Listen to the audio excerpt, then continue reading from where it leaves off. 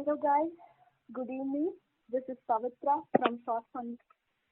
Today நம்ம கூட ஒரு சூப்பர் டைரக்டர் இருக்காரு. அவரோட ஜர்னி பத்தி மற்றும் அவரோட short film and upcoming movie பத்தி நம்ம பேசலாம். We welcome Karthik Ram sir. Hello sir. Welcome madam. Actually வணக்கம். என் பேர் கார்த்திக் ராம். ஆக்சுவலி நான் சினிமாவுக்கு கிட்டத்தட்ட ஒரு 10 years ஆச்சு. அந்த 10 years ரொம்ப கஷ்டப்பட்டு வந்தது தான். ஆனா என்னோட தொழில நான் கஷ்டப்பட்டேன் அப்படின்றத நான் உறுதியாக சொல்லிடுறேன். என்னோட ஹாபி, என்னோட இது முதல்ல நான் சினிமாவுக்கு காலடி எடுத்து வைக்கும்போது சினிமாவுக்கு நடிக்கிறதுக்கு தான் முதல்ல வந்தேன். அதை நான் உறுதியாக சொல்லிக்கிறேன். நடிக்கிறதுக்கு தான் வந்தேன். அப்புறம்தான் ஒரு நண்பர் கார்த்திக் அப்படின்ற ஒரு நண்பர் எனக்கு ஹெல்ப் பண்ணாரு. ஸோ என் பேர் உள்ளவர், அவர் ஹெல்ப் பண்ணாரு. இந்த மாதிரி உதவி இயக்குனராக ட்ரை பண்ணுங்க அப்படின்னு சொல்லி ட்ரை பண்ணும்போது தான் எனக்கான வாய்ப்பு கிடைச்சது. அந்த வாய்ப்பு தான் முதலா ராஜமுருகன் சார், ஜோக்கர். ஸோ அவர் நமக்கு அறிமுகப்படுத்தினாரு. ஸ்கிரிப்ட் சைட்ல எல்லாமே ஹெல்ப் பண்ணாரு. அப்புறம் சதுரங்க, அது மூலியமா வினோத் சார், சதுரங்க வெட்டி வினோத் சார் அறிமுகம். அவர் கூட இருந்தேன். அவர் முடிச்சுட்டு கர்நாடகா ஐயப்ப பி சர்மா அப்படின்ற டைரக்டர், கர்நாடகால சாய்குமாரோட இருந்தது. அவர்கிட்ட நான் ஒரு படம் ஒர்க் பண்ணேன்.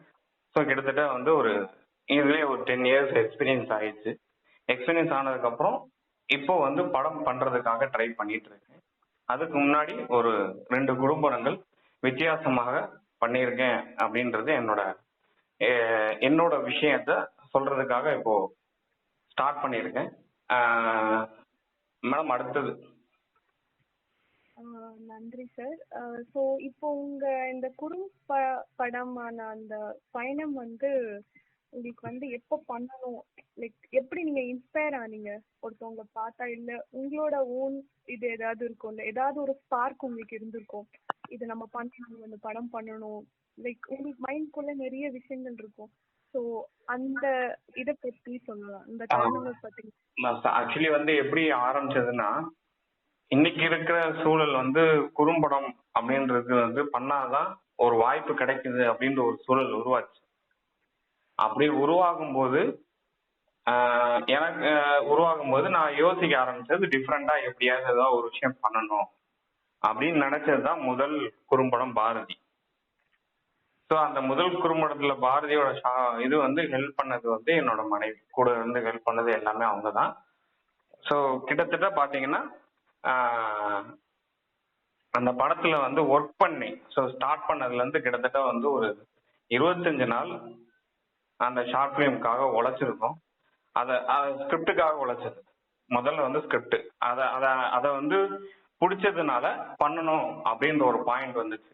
இதுதான் முதல் இது. ஏன்னா அந்த ஸ்கிரிப்ட் டிஃப்ரெண்டா இருந்துச்சு. பண்ணும்போது இருக்கிறத விட அது ஷூட்டிங்கோட இது பண்ணும்போது அந்த விஷயம் ரொம்ப ஸ்ட்ராங்கா இருந்துச்சு. சரி, இந்த படம் எப்படி வரப்போகுது, எப்படி மக்கள் ஏத்துக்குவாங்க, இவன் தைரியமா பண்ணுவோம் அப்படின்னு சொல்லி இறங்கினது தான். இன்ஸ்பயர் ஸ்கிரிப்ட் தான், வேற ஒன்றும் கிடையாது. Okay sir. ஸோ நீங்க இப்போ என்ன சொல்றது, இப்போ வரைக்குமே உங்களுக்கு ரொம்ப மிகப்பெரிய ஒரு அச்சீவ்மெண்ட் அப்படின்னா நீங்க என்ன நினைக்கிறீங்க? உங்களோட ப்ரொஃபஷனல் சைட்ல இருந்து எவ்வளோ கஷ்டப்பட்டு வந்திருக்கீங்க. ஸோ இதானோட பிக்கஸ்ட் அச்சீவ்மெண்ட் இப்போ வரைக்குமே. அந்த ஒரு நிமிஷம் நான் நான் ரொம்ப நினைச்சு நானே பெருமைப்பட்டுக்கிட்டேன், அந்த மாதிரி ஒரு தருணம் இருக்கும்ல, அது ஷேர். ஆக்சுவலி அந்த தருணம் எப்படி இருந்துச்சுன்னா, இதனால் வரை நான் என்னை அங்கீகரிக்கவே இல்லை. எப்படி நான் அங்கீகரிக்கவே இல்லைன்னா, உனக்கு திறமை இருக்கா அப்படி இல்லையா அப்படின்றத யாருமே சொல்லல. ஆனா இப்போ பண்ணிருக்கிற குறும்படம் சிதை, அதை பார்த்துதான் நிறைய பேர் உனக்கும் யாரும் சொல்லாத ஒரு விஷயத்த சொல்ல முடியும் அப்படின்றத என்னை காமிச்சு கொடுத்தது. ஸோ அந்த இடத்துல நான் எல்லாரையும் விட நான் வித்தியாசமா அந்த கதையை தேர்ந்தெடுத்து பண்றேன் அப்படின்றது என் மனசுக்குள்ள தோணி, அந்த அச்சீவ்மெண்ட்டை இன்னமும் அதிகப்படுத்தணும் அப்படின்ற ஒரு எண்ணம் தான் இந்த இடத்துல ஓடிட்டு இருக்கு. கண்டிப்பா சார். அது அது உண்மையாலே இது. ஸோ அந்த சிதை எப்படி சிதை பத்தி சொல்லுங்க. லைக் அது ரொம்ப ரொம்ப குரூஷியலான அது ஸ்கிரிப்ட்னே சொல்லலாம். லைக் யூஸ்வலா வந்து நிறைய இடத்துல நடக்கிற ஒரு விஷயம் தான். பட் அதை நான் ஃபர்ஸ்ட் டைம் நான் பார்க்கும்போது அது இப்படிலாம் நடக்குதா, லைக் இது மாதிரிலாம் நான் இன்னமும் நடந்துட்டு இருக்கு. பட் நிறைய விஷயங்கள் இந்த மாதிரி நீங்க சொல்லும் போது தான் தெரியுன்ற மாதிரி அது ரொம்ப அழகா நீங்க காமிச்சீங்க.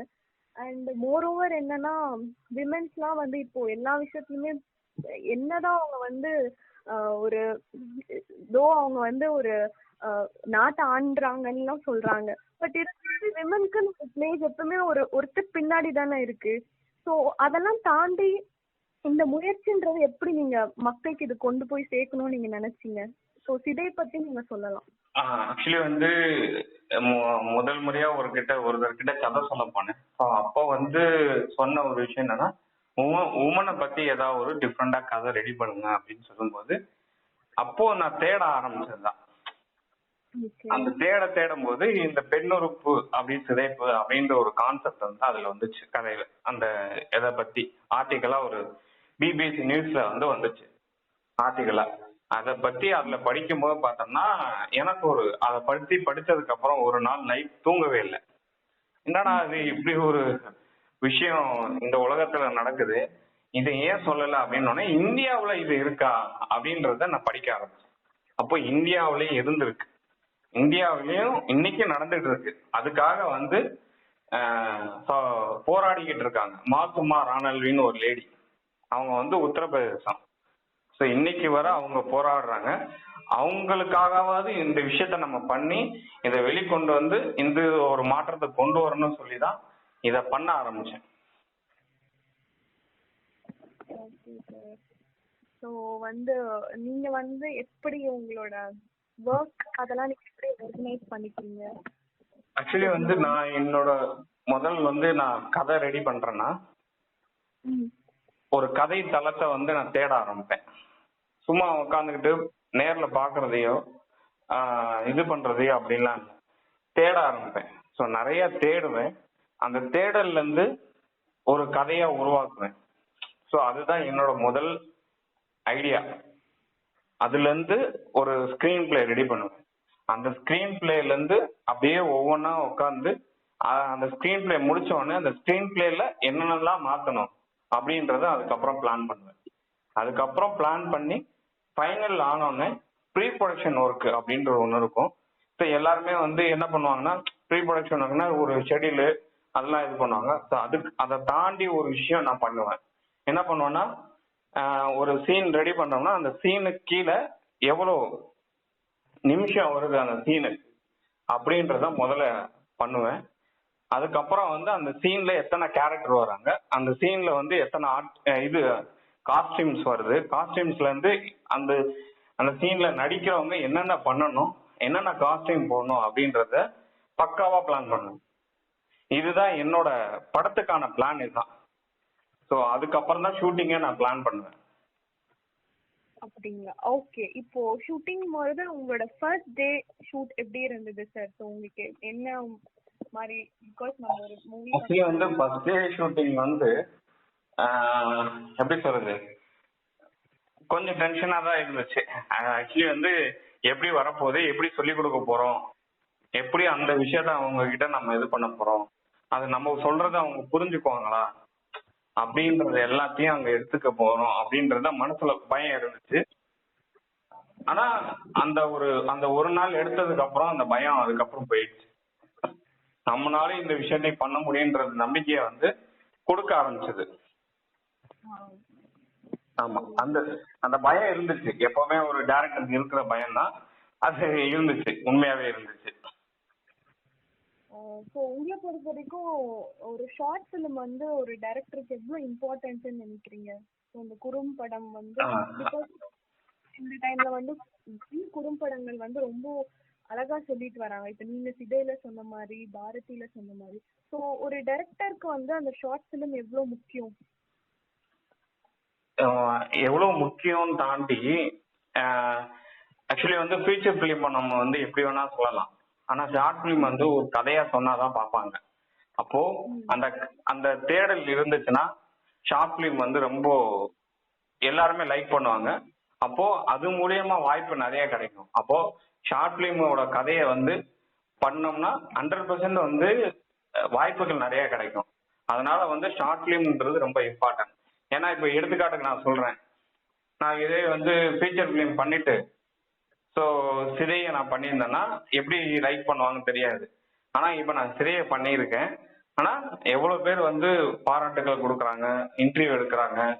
ஸோ இந்த விஷயம்லாம் வந்து இந்த குறும்படம் மூலியமா தானே கிடைக்குது. அப்போ குறும்படம்ன்றது ரொம்ப முக்கியம் இல்லை? Correct sir. ஸோ ஒரு ஃபர்ஸ்ட் டைம் ஃபிலிம் மேக்கர்ஸ் அவங்களுக்குலாம் நீங்க ஒரு அட்வைஸ் சொல்லணும்னா நீங்க என்ன சொல்லணும்னு நினைக்கிறீங்க? ஆக்சுவலி வந்து என்ன சொல்றேன்னா, எடுத்த உடனே எல்லாரும் வந்து குறும்படங்கள் யாரும் பண்ணிடாதீங்க. முதல்ல அதுல என்ன பிளஸ் மைனஸ் இருக்கு அப்படின்றத தெரிஞ்சுக்கணும். ஸோ அதை தெரிஞ்சுக்கிட்டு அதை கத்துக்கிட்டு அதுக்கப்புறம் அந்த குறும்படங்களை எடுக்க ஆரம்பிங்க. ஸோ எடுத்த உடனே அந்த குறும்படம் பண்ண போறேன், நான் இவ்வளவு செலவு பண்ண போறேன். ஏன்னா உங்க காசை போட்டு தான் நீங்க செலவு பண்றீங்க. அப்போ அந்த காசு செலவு பண்றதுக்கான பிரயோஜனம் வந்து கிடைக்கணும். அதுக்கான வேல்யூ தான்.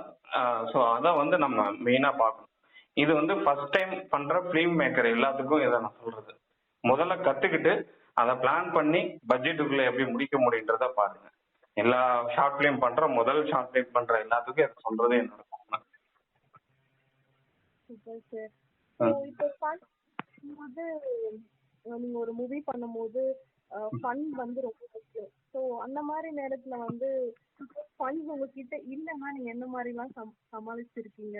ஸோ பிகாஸ் நம்ம ஒரு மூவி பண்ணும்போது இது நமக்கு இருக்கு, அதை நம்ம பண்ணணும்னு நினைக்கும் போது அந்த மாதிரி சுச்சுவேஷன்ஸ் ஏதாவது இருக்கும்போது அந்த மாதிரி சுச்சுவேஷன் வந்து நான் பாரதியிலையும் அனுபவிச்சேன், சிதையிலையும் அனுபவிச்சேன். பட் ஆனா அதை முடிக்கணும்னு சொல்லி அது வந்து டெக்னீஷியன் சைட்ல ஹெல்ப்பா கேட்டேன். அவங்களே வந்து ஹெல்ப் பண்ணாங்க. இன்னொன்னு வந்து அதையும் நான் சொல்லிடுறேன். ஸோ பட் அந்த டெக்னீஷியன் வந்து அதை ஏத்துக்கிறாங்க.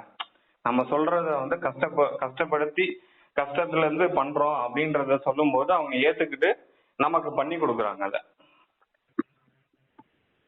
ஸோ அப்போ இது வந்து எல்லாமே ஒரு டீமுக்கான வெற்றியா தான் நீங்க பாக்குறீங்க. பிகாஸ் உங்களுக்கு நிறைய வேலைகள் அதுக்கப்புறம் நடந்துட்டு இருக்கு. ஸோ நீங்க சொன்ன மாதிரி டெக்னிக் எடிட்டர்ஸ் ஆகட்டும்.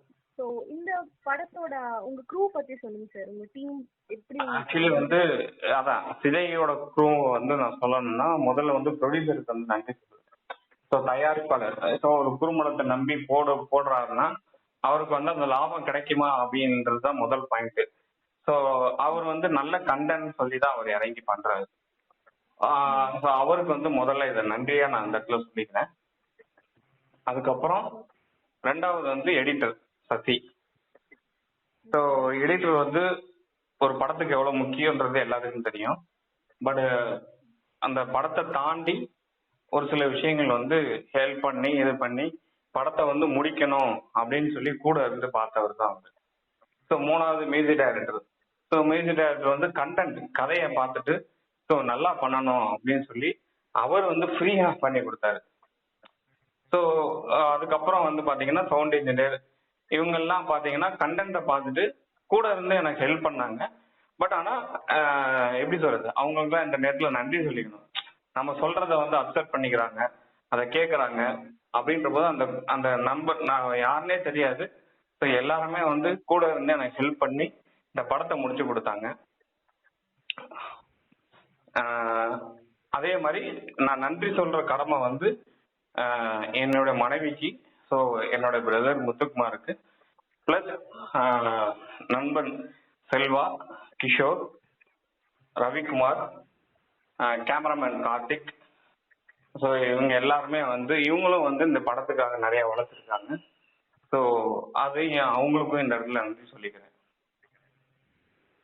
Super sir.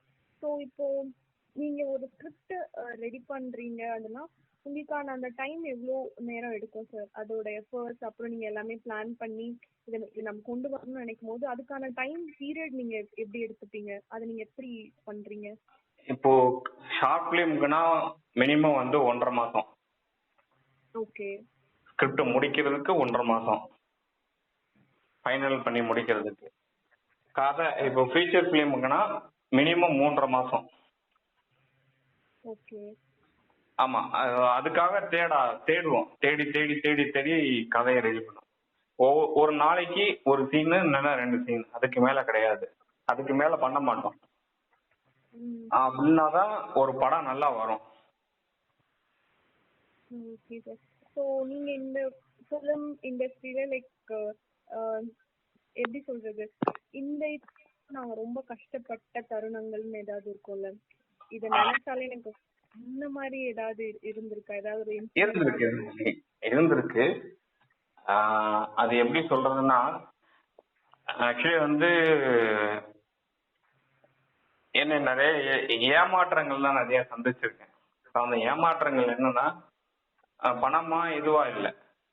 ஸோ வாய்ப்புக்காக தேடும்போது வாய்ப்பு கொடுக்குறேன்னு சொல்லி ஏமாத்துற உலகமா இருந்துச்சு அந்த இடத்துல நிறைய தடவை ஃபீல் பண்ணியிருக்கேன். என்னன்னா, ஸோ என் வாழ்க்கையில வந்து நான் கேகநகர் ரூம்ல தங்கியிருந்தேன், கல்யாணம் ஆகல, கல்யாணத்துக்கு முன்னாடி. ஸோ அங்கிருந்து வர சொல்லுவாங்க இங்க கேகநகர்ல இருந்து வடபழனிக்கு. ஸோ அப்போ பஸ்ஸுக்கெல்லாம் காசு இருக்காது. அப்போ என்ன பண்ணுவோம்னா, வெறும் ஒரு 20 rupees தான் வச்சிருப்போம். ஸோ அதை வச்சு டிராவல் பண்ணி நடந்து போய் வடபழனி வர போவோம். கடைசியில் பார்த்தா அவர் இருக்க மாட்டாப்புல, டைரக்டர் இருக்க மாட்டாரு, போயிடுவாரு. அவருக்காக 3 மணி நேரம் வெயிட் பண்ணுவோம். கடைசியில் வாய்ப்பு இல்லைன்னு சொல்லி அனுப்பிடுவாங்க. வாய்ப்புக்காக கூப்பிடுவாங்க, கடைசியில் வாய்ப்பு இல்லைன்னு சொல்லி அனுப்பி விட்டுருவாங்க. ஸோ இதுதான் நிறைய அனுபவிச்சிருக்கேன் வாழ்க்கையில. ஸோ அது வந்து failures R stepping stones to success. So அதனால ஒரு கண்டிப்பா நீங்க இருக்கீங்க. ஸோ அதே மாதிரி அப்கமிங் ஃபியூச்சர் ஃபிலிம் அந்த பத்தி சொல்லிடலாமா? ஓகே, அதை பத்தி சொல்லுங்க. ஆக்சுவலி வந்து இப்போ டே நைட்னு சொல்லி படம் பண்ணியிருக்காரு ஆதர்ஷ். ஸோ அவர் எப்படி தொடர்புனா, அந்த கொரோனா பீரியட்ல எல்லாரும் வந்து கஷ்டப்பட்டுட்டு இருக்கும்போது, ஸோ நான் ஃபேஸ்புக்கில் வந்து ஒரு ப்ரொடியூசர் அப்படின்ற ஒரு விஷயம் வந்து அவர் கேட்டிருந்தேன். அப்போ வந்து என்னை கான்டாக்ட் பண்ணாரு, கதையை கேட்டாரு. கதையை கேட்டது வந்து அடுத்த செகண்ட் வந்து ஒரு 10 நாள்ல அட்வான்ஸை போட்டாரு. இன்னைக்கு வர அவர் வந்து எனக்காக வந்து ஹெல்ப் பண்ணிட்டு இருக்காரு. ஸோ அவர் வந்து ப்ராஜெக்ட் பண்றதுல ரெடியா இருக்காரு. அவர் தான் ஹீரோ. ஸோ அழகான ஒரு கதை, அந்த கதைக்காக வேலை பார்த்துட்டு இருக்கோம். கூடிய சீக்கிரம் திரையில் சந்திப்போம் அப்படின்றத மட்டும் சொல்லிடுறேன். ஸோ அவருக்கும் இந்த இடத்துல நன்றி சொல்லிக்கிறேன். ஸோ ஏன்னா கொரோனா பீரியட்லயும் சரி, ஸோ இன்னைக்கும் நம்ம டிராவல் பண்றோம்னா அவரோட ஒத்துழைப்பு தான். ஸோ வந்து அது கண்டிப்பா நாங்களும் ரொம்ப ஆவலா வெயிட் பண்ணிட்டு இருக்கோம் உங்களோட மூவி ஸ்க்ரீன்ல பார்த்துட்டு. ஸோ என்னன்னா, இப்போ சிதை இதை வந்து நீங்க இதுக்கு ஒரு விமன் ஓரியன்டான மூவி தான் அது. ஸோ நீங்க வந்து ஸ்பெஷல் ஃபார் த விமன் நீங்க பண்ணிருக்கிறதுனால நாங்க உண்மையிலே ரொம்ப எக்ஸைட்டடா இருக்கோம். ஸோ நீங்க வந்து விமன்ஸ்க்கு சொல்ற ஒரு விஷயம் என்ன? ஸோ இந்த மூவி பத்தி நீங்க ஆடியன்ஸ்க்கு சொல்லணும்னா நீங்க இப்ப சொல்லலாம். பிகாஸ் இங்க உள்ள பெண்கள் எல்லாத்துக்கும் நான் சொல்ல வேண்டியது என்னன்னா, சின்ன வயசுல இருந்து பெரிய பெண்கள் வர இப்போ வந்து எல்லா பெண்களுக்கும் நான் சொல்ல வேண்டியது என்னன்னா, சிறு வயசுல இருந்து பெரிய 55 வயசானவங்களுக்கு எல்லாத்துக்கும் சேருது. ஸோ பெண் அப்படின்ற ஒரு வார்த்தையே வந்து மிகப்பெரிய ஒரு வலிமை உள்ளதுதான். ஸோ அந்த வலிமை உள்ளதை நாளடைவில் மாற்றங்கள் வந்துக்கிட்டு தான் இருக்கு. ஸோ அந்த மாற்றங்களை நோக்கி நகர்ந்துக்கிட்டே இருந்தா பெண்களுக்கான மாற்றம் வரும். இதுல என்ன ஒரு விஷயம்னா, முன்னாடி வந்து சின்ன வயசு 16 வயசுல கல்யாணம் பண்ணாங்க. இன்னைக்கு மாற்றம் என்ன வந்திருக்குன்னா 24, 25 வயசு அப்படின்ற ஒரு சூழல் உருவாகி இருக்கு. ஒரு வேலைக்கு போற பெண்ணு அப்படின்றது உருவாகி இருக்கு. ஸோ நாளடைவில் ஒரு எப்படி சொல்றது, எல்லா பெண்களும் சம உரிமை இருக்கு அப்படின்றத உருவாக்குற சமுதாயமும் நாளை உருவாகும். அந்த மாற்றத்தை நோக்கி ஒவ்வொரு பெண்களும் நகர்ந்து கொண்டே இருந்தா உலகத்துல உள்ள எல்லா எந்த பிரச்சனையும் வராது அப்படின்றது என்னோட அபிப்பிராயம். ஸோ ஒவ்வொரு பெண்களுக்கு இதான் நான் சொல்ல வேண்டியது. ரொம்ப அழகா சொன்னீங்க சார். இது ரொம்ப உங்களோட கண்டிப்பா அது ரொம்ப எல்லாருக்குமே போய் சேரும். இப்போ இருக்க இந்த சிச்சுவேஷன்ஸ்ல என்ன ரொம்ப ஒவ்வொரு தருணங்களும் பெண்கள் எவ்வளவு கஷ்டப்படுறாங்கன்றது எல்லாருக்குமே தெரியும். பட் ஸ்டில் அவங்களுக்குன்னு ஒரு அங்கீகாரம் கிடைக்கும் போது நிறைய தடங்கல்கள்லாம் வந்துட்டு இருக்கு. இந்த மாதிரி மூவியோ இல்ல இதெல்லாம் சொல்லும் போது அவங்கள மென்மேலும் ஒரு பெருமைப்படுத்துற ஒரு விஷயமா அமையுது. உங்களோட எல்லாருமே ரொம்ப வெயிட் பண்ணிட்டு இருக்கோம். உங்களோட future all the very best. சீக்கிரமா உங்களோட ஃபிலிம் மேலும் மேலும் வளர ஷார்ட் ஃபன்லி டீம் மூலமா நாங்க வாழ்த்துக்களை தெரிவிக்கிறோம். ஓகே தேங்க்யூ மேடம், ரொம்ப நன்றி. ஷார்ட்லி ஃபன்லி டீம் இன்டர்வியூ பண்ண பவித்ரா சிஸ்டருக்கும் செல்வம் சாருக்கும் இந்த இடத்துல மிகப்பெரிய நன்றி சொல்லிக்கிறேன். அனைவருக்கும் மகளிர் தின வாழ்த்துக்கள் அப்படின்ற ஒரு விஷயத்தையும் சேர்த்து சொல்லிடுறேன். நன்றி சார். ஓகே.